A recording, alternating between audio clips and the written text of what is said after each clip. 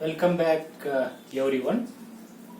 As we are continuing the derivation of flow through the two parallel plates, when that two plates are fixed one, we have derived the relation for the average velocity by the discharge equation we have derived, and velocity distribution equation also we have derived, and for the shear stress we can derive like this: by the Newton's law of viscosity, tau is equal to mu into dou u divided by dou y here. Just I will substitute this u value here now, and I will differentiate with respect to the y here. So that is tau is equal to, it is a mu dou divided by dou y, and all this equation here now, 1 divided by 2 mu here, minus it is a dou p divided by dou x here, and it is ty minus y square here completes, and this bracket also completes here. So next tau, mu is there here, and 1 by 2 mu is a constant here now, take it out from the differentiation here now, minus dou p by dou x is also constant because it is not varying with respect to y direction, it is varying with respect to x direction here. So it is dou p divided by dou x here now, taken out from that differentiation here now. Then I will differentiate ty minus y square. These two has to differentiate here now. These two are the function of y here. So therefore what I will do here, so differentiation of y, ty is, it is a t here, and differentiation of y square is minus 2y here. So this is the relation for the velocity distribution equation, but this velocity distribution equation is, it is a linear one, linear straight line, not parabolic. It is a linear velocity distribution equation. How we can show this one now? In case of the parallel plates, we can show like this. This is the parallel plates, both the plates are fixed here now. So if I take the velocity distribution here, that shear stress distribution here, shear stress is, it is a known fact, the shear stress is very high, means maximum, where it is maximum on the surfaces here now. So at the bottom of the top surface, here it is maximum, and top of the bottom surface, here it is also, it is maximum here now. Here this is the maximum shear stress, maximum, and here also that shear stress is tau maximum here now. And where it is minimum or zero here now, at the center line of the this two parallel plates here now. So if I join the center line like this here now, this will becomes the velocity distribution. It's a linear line here, and shear stress is zero. The shear stress is zero at the middle. Shear stress is maximum on the bottom of the top surface here. Here we can show here now.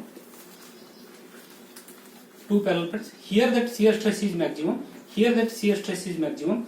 At the middle center line, shear stress is zero.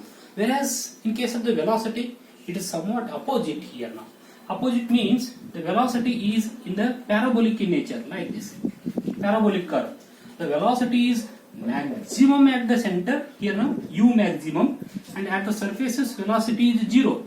Velocity is zero. Why? Because on the surface, because of the shear stress.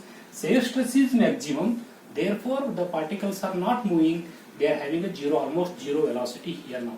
So therefore it is in a parabolic in nature here. This is about the shear stress distribution.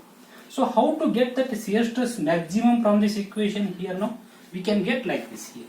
So just for the maximum shear stress, where it is maximum, shear stress is maximum at the wall. So tau will becomes tau maximum here when, or at y is equal to t.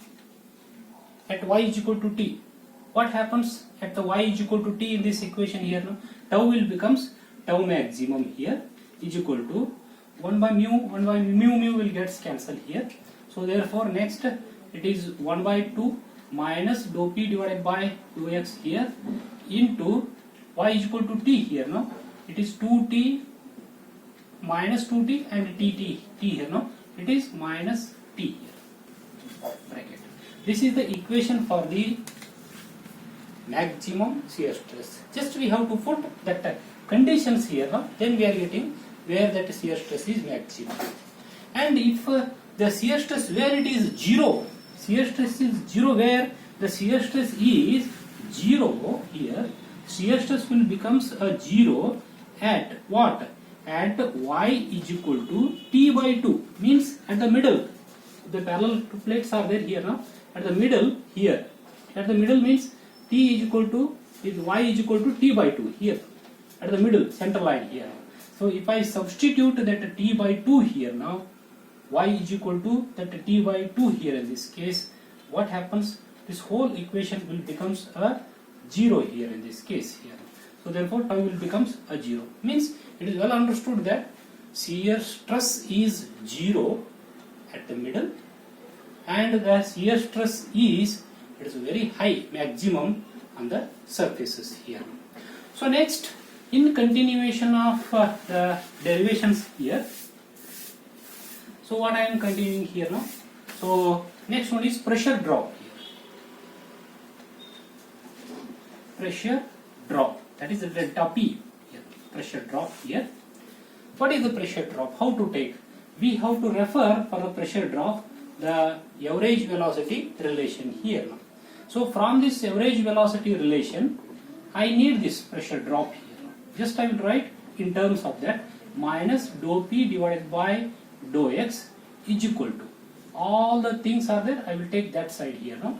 So therefore it will becomes 12 mu u bar, that is divided by t square.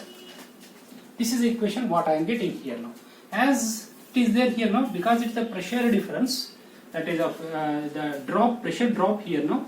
Here in case of the parallel plates here, what I will take? I will take two sections, section 1 here and section 2 here now. Distance between these two sections here now L. From the reference line here, that's the section 1 is x1 here and section 2 is x2 here.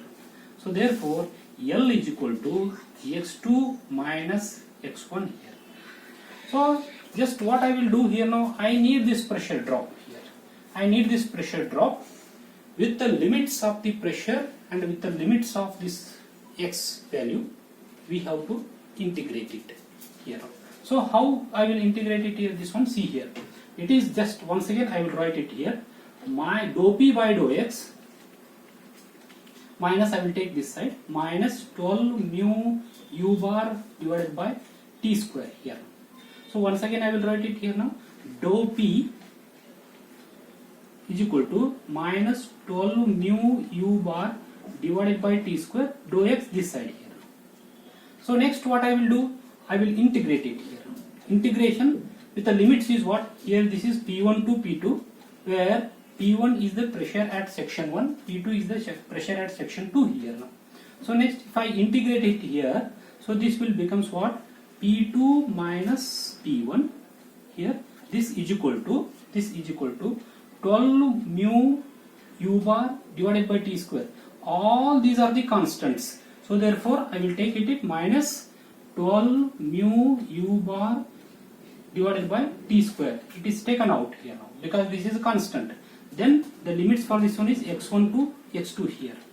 So therefore now it will become x2 minus x1 here, x1 here. So next what I will do? x2 minus x1 is L here now. That is the distance between the two sections here now. So therefore here this is P2 minus P1 is equal to minus 12 mu u bar divided by t square into L. So this one we got, but usually what happens here now, just I will show you. So usually this P1 is there, pressure P1 is always greater than the P2. Why? Because flow in the plates is taking place from the higher pressure zone to the lower pressure zone here now. We need to write it, this pressure drop, like this here. Pressure drop is equal to, it is P1 minus P2 here. We have to write this pressure drop here, it is P1 minus P2 here now. If I write like this, P1 minus that P2 here, this is equal to, this negative symbol will gets cancelled, 12 mu u bar L divided by T square here. So next, P1 minus P2 means it is a pressure drop here, no? Pressure drop, the pressure drop here is equal to delta P is equal to 12 mu U bar L here, L divided by T square here. This is the pressure drop, that relation here. So next, the pressure head. If I want to take in terms of pressure head here, pressure head here, no? Head loss, how much it is taking place due to the pressure drop here, no? Divide by rho g. Divide this one, all these terms by rho into g here, no? Then I will get here now head loss due to the pressure drop. This is equal to delta P divided by rho g is equal to 12 mu U bar L divided by rho g T square here.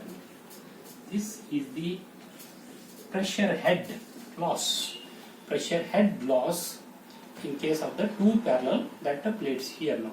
So here also what we can observe here, this the head loss, pressure head loss is there due to this pressure drop. It is indirectly proportional, inversely proportional to the distance between the two parallel plates here, no? Square here, no? Because T square is there in the denominator here, no? And it is directly proportional to the L, length of the sections, how much length of the plate or length of the sections we are taking here now. So therefore, similar kind of equation we got that in case of the Hagen-Poiseuille equation, but here it is in place of D, here T is there, thickness, distance between the two fixed parallel plates here now. This is called as here now the plane Poiseuille equation. Plane Poiseuille, that equation here now. That is Hagen-Poiseuille. This is a plane Poiseuille equation.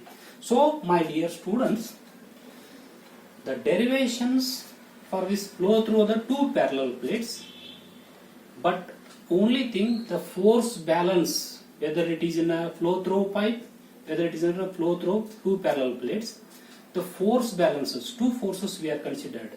One is a pressure force, another one is a shear force. These two forces has to balance very correctly. Then afterwards we need to substitute the Newton's law of viscosity, that is tau is equal to mu into du by dy. But in case of the circular pipe, it is du by dr, negative sign will comes there. Then afterwards we are finding the velocity distribution equation in both the cases. Then once we are finding velocity distribution equation, that equation will becomes the base equation for other derivations here. So next we are deriving for the maximum velocity, we are deriving discharge equation we are deriving, and average velocity equation we are deriving, pressure drop also we are deriving, shear stress distribution we are deriving. For both the cases, flow through the pipe as well as flow through the parallel plates, we are deriving all these equations. These equations are very easy, and but little bit of lengthy here now. And numericals on this one also very easy here now. Just to substitute the values and finding the end results here now. And intermediate that equations are there, we need to remember it. Okay, please go through my written notes on all these derivations as I have already sent to you, and refer these video lectures on these two, and make confidence on these two topics. Thank you very much.